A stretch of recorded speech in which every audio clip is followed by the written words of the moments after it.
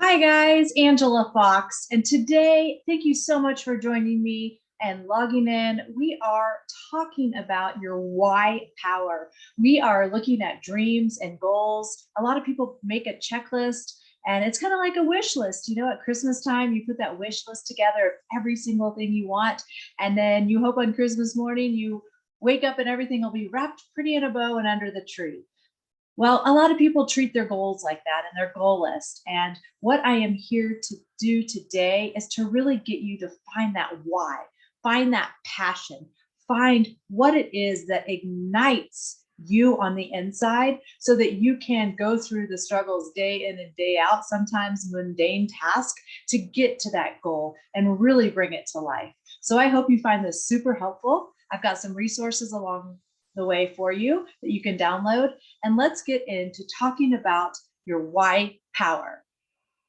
First thing we're going to do is we're going to talk about your vision. If you don't have a vision, then we are not even on the starting line yet. We need to make sure that we have a vision. So I want to share with you a story. And I've got a few stories along the way today, so I hope you enjoy them all. And if you can, share these stories. The reason I really pour out my heart and want to teach you some of the things I've learned the way from my mentors, from the people that have helped lift me up through my life journey and my business successes, is to share. They've shared something with me, and I hope you can share this with someone else or tell the story over dinner table or at your next business meeting or at your girls' night out or wherever you might be. So this story about vision is talking about during World War II, and the enemies torpedoed a Navy cruiser that was carrying more than 1,100 crew members. And as the ship sank into this frigid water, the crew just floundered, and they were at sea for 5 days. And during this time, as you can imagine, they were cold, they were starving, some of them were drowning, they were being attacked by sharks. I mean, it was just a horrible situation. And the ocean current kind of carried some of the men, and there was this group of 9 men that kind of got pushed away to the side from the big group of 1,100.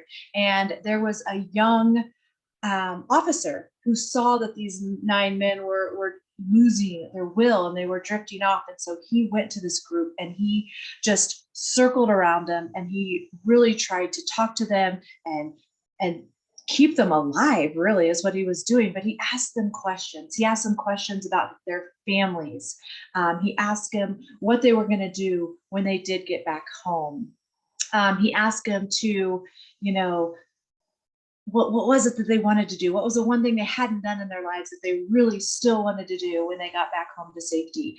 What would they do differently? How were they going to make an impact on the world? So he really got them into this mind of thinking about a vision. And, he also asked, how do you think your parents and your friends and your family and your siblings feel, not even, knowing if you're alive? And so he really got to the heart of the matter, and he got inside their hearts as they're in this freezing water, on the cusp of dying. And luckily, a plane came by. It spotted them down in the water. 2/3 of the 1,100 men did perish. But I will tell you that those 9 men that were under that young officer that really gave him that hope, gave them that vision, gave them something to hold on to at their darkest hour, all 9 of those men survived. And that is the level of vision that we're looking for. As Proverbs 29:18 says, where there is no vision, the people will perish.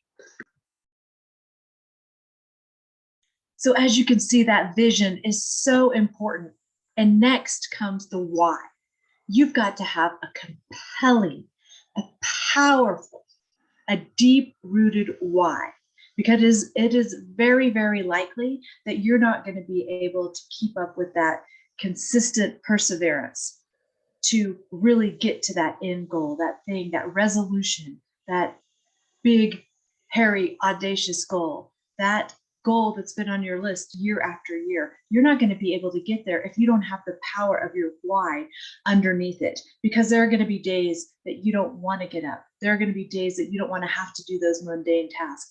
But every single day, every single step is a step closer to reaching that goal. But the why is what powers it. It's what fuels it.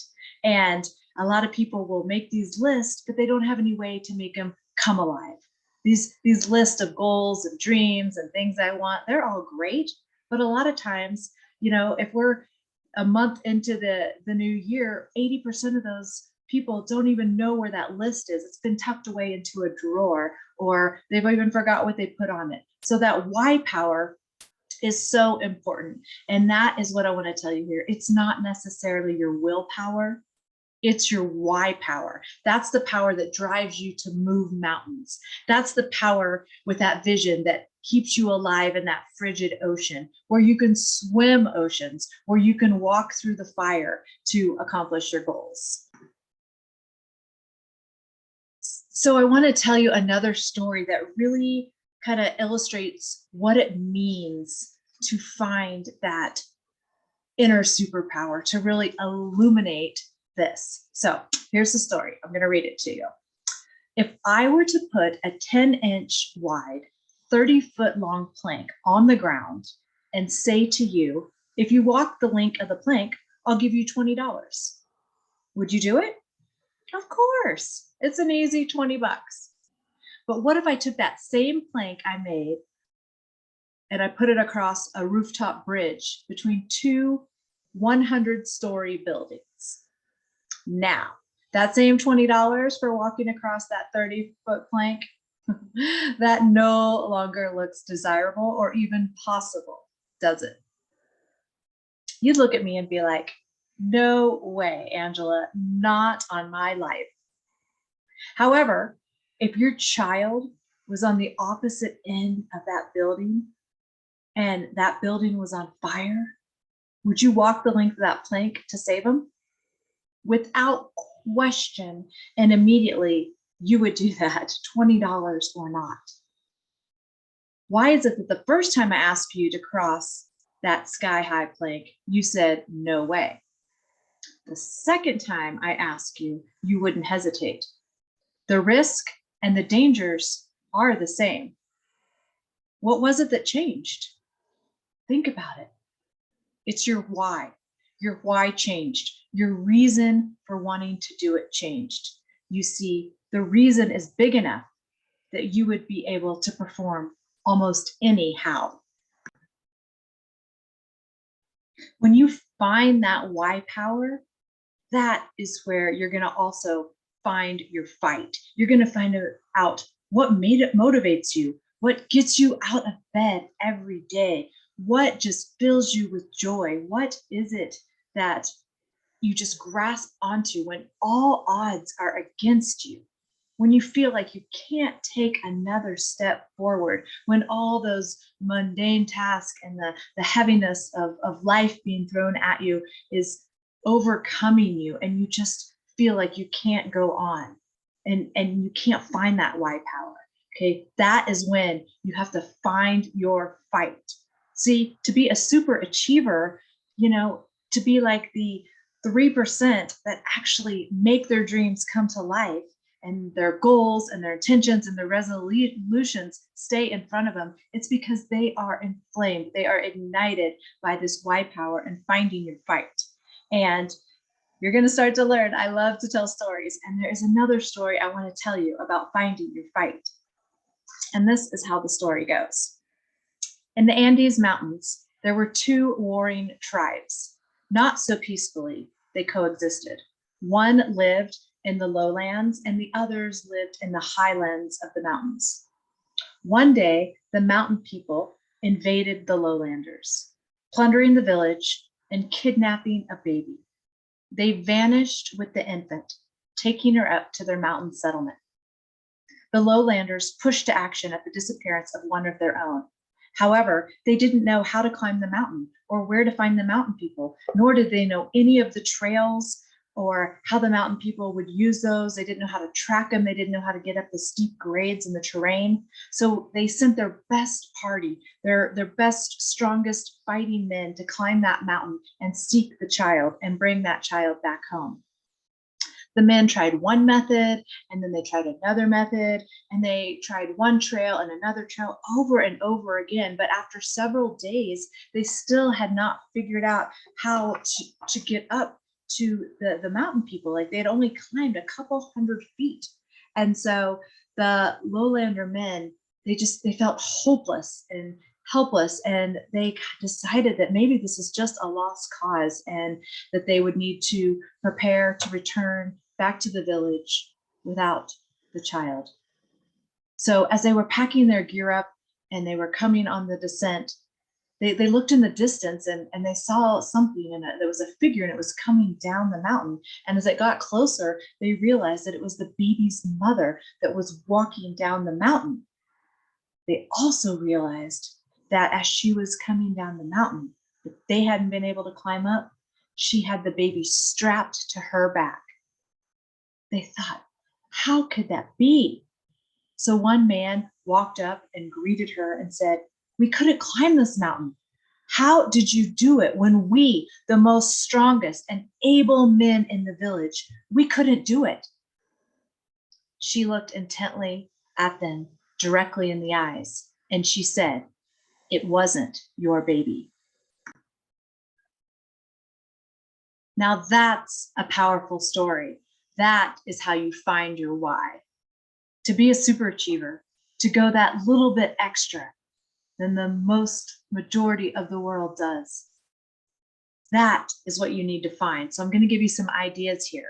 But the beauty is, these are just words unless you decide. The beauty is it's up to you. So you get to say, do I want to slip back into a life of mediocrity after the power and the interest of after I wrote all those goals and visions down on the paper, well after that feeling of anticipation and excitement leaves me? Am I going to just slip back into mediocrity?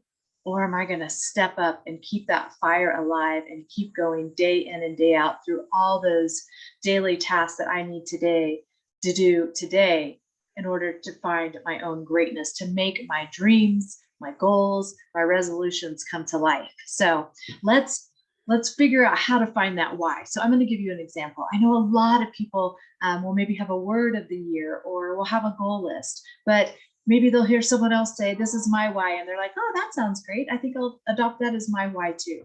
That's not what I'm talking about. That's what the average does. Here, we want to go deeper. So let me give you an example. Let's say that you are asking yourself some questions and you're just trying to figure out where that why is. And so we're going to start with saying, like, why am I so stressed out? And your answer will be, well, because my work makes me stressed out. Okay, so ask yourself the next question. Okay, so then why do I work every day from 7 a.m. to 7 p.m.? And you answer yourself and you say, well, that's because I need money in order to do the things that I value the most. So then you think, okay, now I'm getting somewhere. So what is it that I value the most? And maybe the answer is, I value to live a happy life and to be around people and be surrounded by people that have a positive impact on me. Okay, now we're getting somewhere. Now you're starting to build out the why and what it is that really lights you up. So my suggestion here is to go through the list of thought-provoking questions that I'm giving you. I've got 107 questions to ask yourself. So some of you might just need to ask yourself a couple and you'll start digging in and unlayering until you get to that more existential answer that really causes some emotional inside you, some emotions to rise where you're like, yeah, now this is why I work so hard. I work so hard because I'm going to send my kids to private school, or I work so hard because I'm going to retire my parents, or whatever it is. But make sure you're digging deep and you're not just going surface level. And the other piece of advice I would say here is you gotta realize that seasons change. Life can change on a dime. So this why power, this finding your fight, it could change in an instant, for good, for bad, for indifferent. But you want to make sure that you are always coming back to this video, watching it again, coming back, sharing it, and as often as you need. But for me, I definitely suggest that at least like one time a month you come back and watch this video, and you just have a day, like a self-care hour once a month. Maybe it's at the end of the month, maybe it's at the beginning of the month, and you're saying, okay, here's where my goals were, here's what I've accomplished, this is what worked this last month, this is what didn't work, this is what I need to do more of, this is what I need to do less of. These are the type of people I need to hang around more. These are the people I need to distance myself more, to get to your goals. Remember, you decide. That's the beauty of this. You can be a super achiever. You can live a life of mediocrity. And either is fine, but it's what's inside your soul. How do you want to show up to the world? So again, I suggest once a month you just revisit this. And as you do this consistently, you could also pair this with looking at your life balance sheet, which is another topic that I'll be talking about. But this is giving you a real-time snapshot of where you're at in your life with all the different components of your life. And then it really gives you a clear idea of where you've been, where you're going, and most importantly, where you are right now, because that's all that we have is the present moment. So thank you for joining me today. I hope that you've got some really great ideas to get your creative juices flowing and figuring out how to find your why power and make those dreams, goals, resolutions come to life. I'll see you next time.